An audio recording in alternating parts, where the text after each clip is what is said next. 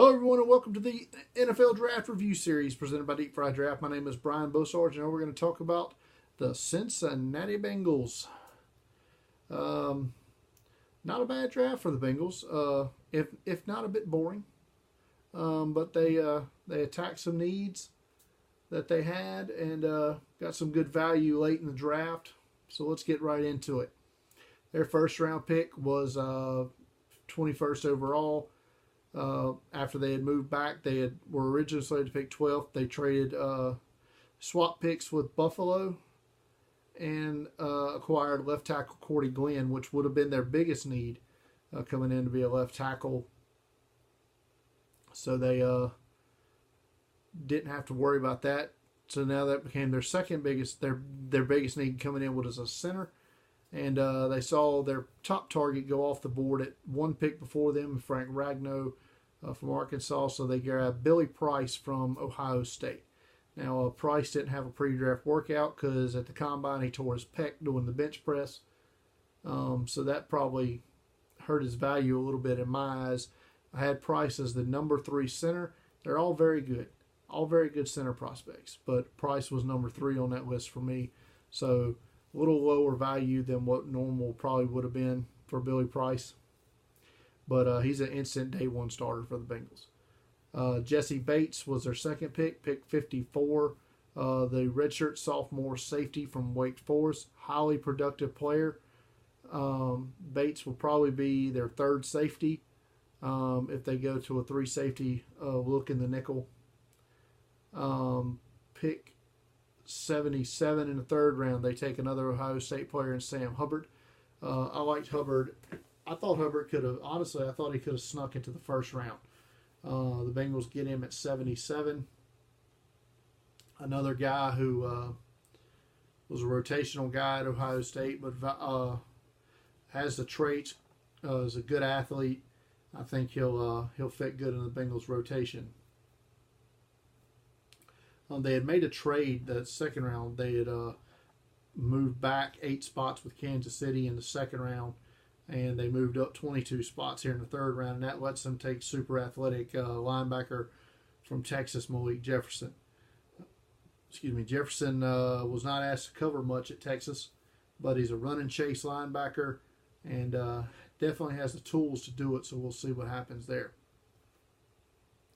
In the fourth round, the Bengals added running back Mark Walton from Miami. Walton probably goes a little bit higher if not for an injury this past season, but he can shifty runner, catches the ball well out of the backfield.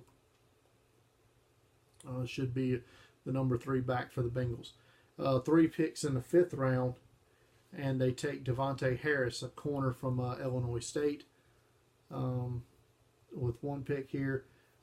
Probably my favorite pick the Bengals made was here in the 5th round. They take my 64th overall player, Andrew Brown, defensive lineman from Virginia. Brown has pass rush ability, was out of position, played out of position a lot at Virginia, and I think that Andrew Brown is going to be a good reserve with potential down the road to make an impact. Another productive player they pick here, 170 in the 5th round, is Darius Phillips, corner from Western Michigan. Phillips scored 14 non-offensive touchdowns at Western Michigan. 14. That's a lot. Phillips, I can honestly, I think Phillips is going to be a reserve corner, but I think he's going to make his hay on special teams. Probably could end up unseating Alex Erickson as the team's main return man. Some had thought the Bengals may draft a quarterback earlier. They didn't. They don't draft one until right here towards the end of the draft, where they had 3 late 7th round picks, and they draft Logan Woodside from Toledo. I called Logan Woodside Diet Drew Brees. He's same build as Brees, accurate, but below average arm strength. So be curious if the Bengals keep 3 quarterbacks, that would require Woodside to beat out Jeff Driscoll or Matt Barkley, whoever ends up being the 3rd quarterback. More than likely, Logan Woodside will end up on the Bengals practice squad. Their other pick was Rod Taylor, a guard tackle from Ole Miss. I'm not buying him making the roster. I liked Auden Tate. I like big wide receivers that offer red zone value. Auden Tate is that, but he is not athletic at all. So, could Tate go to the practice squad this year? Maybe bulk up, become a tight end? I could see it. Be sort of a move tight end if he puts on about 20 pounds. It could fit. It could work. Other than that, I don't know that he's going to make the roster. But they had a couple of notable undrafted free agent signings. I really love the safety from Hawaii, Trayvon Henderson. I'd love to see him make the team. I think he's got some skills. Definitely on the tackling side. I like Trayvon Henderson a lot. Quentin Flowers was a quarterback at South Florida. He's going to play running back in the Bengals rookie camp.